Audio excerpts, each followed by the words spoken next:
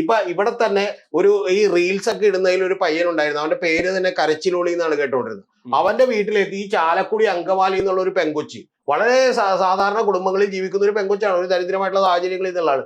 ആ പെങ്കൊച്ചി ഒരു രാവിലെ കെട്ടും കിടക്കെടുത്ത് അവന്റെ വീട്ടിലേക്ക് അവനോട് പ്രണയം മുതിട്ട് നേരെ വീട്ടിലേക്ക് ചെന്നു. അവനെതിരെ പിറ്റേ ദിവസം പോക്സോ കേസ് വന്നു. കാരണം എന്താ വെച്ചിട്ടുണ്ടെങ്കിൽ അവന് കല്യാണം കഴിക്കാൻ പറ്റില്ല, പെങ്കൊച്ചിന് 18 വയസ്സായിട്ടില്ല. അപ്പൊ ഇത്തരത്തിലുള്ള നിരവധി കാര്യങ്ങൾ എന്ത് ചെയ്യുന്നുണ്ട്, നടക്കുന്നുണ്ട്.